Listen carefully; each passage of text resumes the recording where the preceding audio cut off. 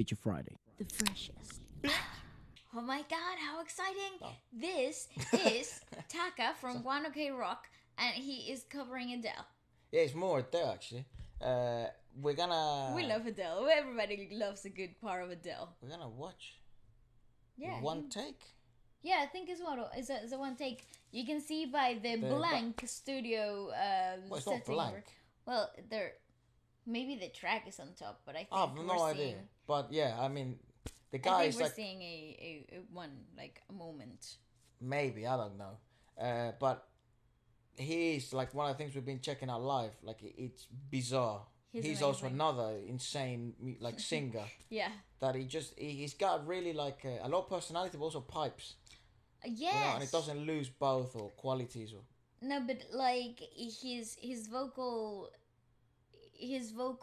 expertise comes from that beautiful technique that he has. So wonderful to watch. Is a very good take of what it's like to play with modulation and timing and suspense. You want to keep people hooked. You want to maintain people in that reality that you're creating before you lead them to the climax. And what happens with Adele, covering songs with Adele, is that they're so vocally refined that they require a lot of effort in the choruses. So you might climax way too fast into the track, and you don't allow people to settle, right? To settle into this new reality that you're creating. Because remember, when you see covers, you're seeing their version, their perspectives of this story. It's a completely brand new perspective of the story. So you want to keep them hooked. He's doing that to the max, maintaining that falsetto, keeping the twang, opening up just enough to allow the brightness of his voice to shine through without becoming overpowering and climaxing into the song too quick. I think also like there's some decisions there that are obviously very human, are very raw, which I like. You know, I don't really enjoy you know, especially covers when they're maybe flawless or perfect. You know, like that's why I was wondering whether it was like kind of like a first take or maybe just one take and stuff like that. But there are some very, what would you call them? Yeah, like choices that may happen during the take. That I don't know whether they will be all voluntary. You know, sometimes things just happen. But it sounds. But they give a nice human edge to it. Well, it sounds like its own interpretation of things, That's which right. is essentially what you want to do with a cover. So it's very good. Yeah, I love that inclusion of twang right from the beginning. That twanginess that is not annoying, is just enough to lift the notes. Is a really good choice. It's very effortless. It is. No strain, no.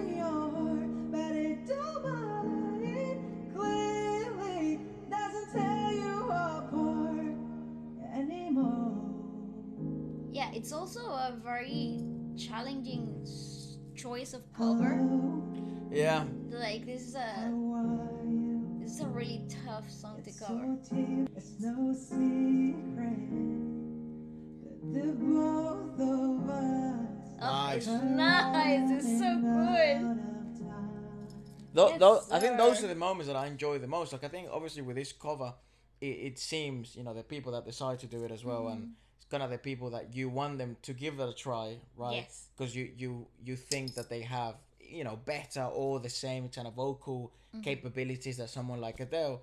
I think, you know, Taka's, given the fact that he does primarily sing rock, you wouldn't expect him to be able to do with this softness, and I think that's what makes One OK Rock so peculiar, is that the fact that they can do, they're multifaceted. You know, they like to do things differently.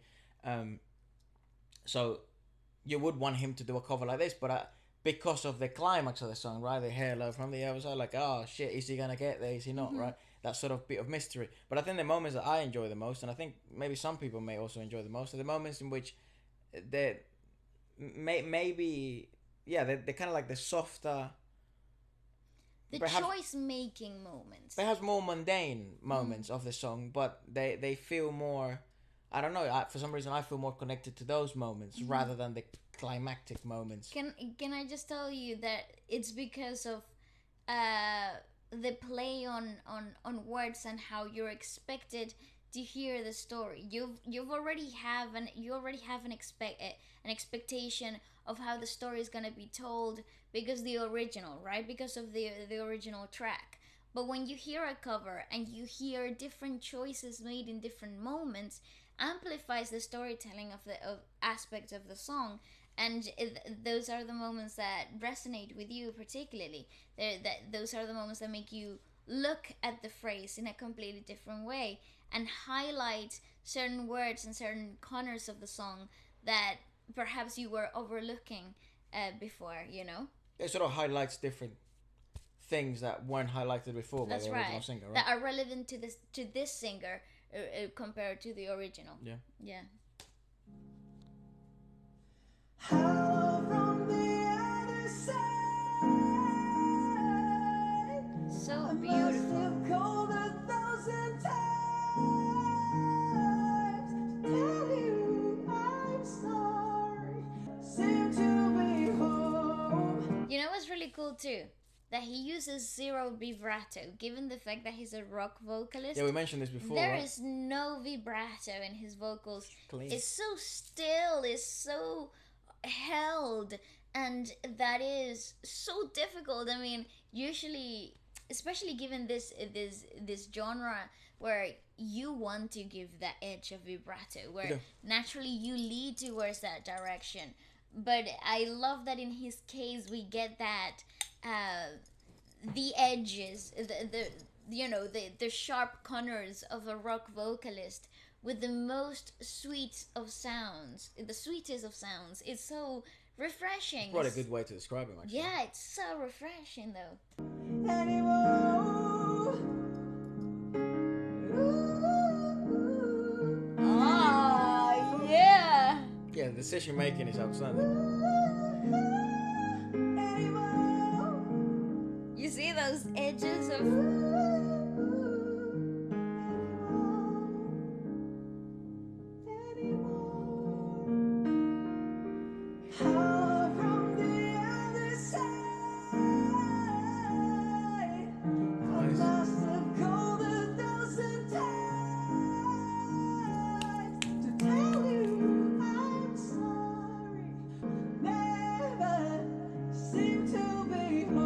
I'm hypnotized here.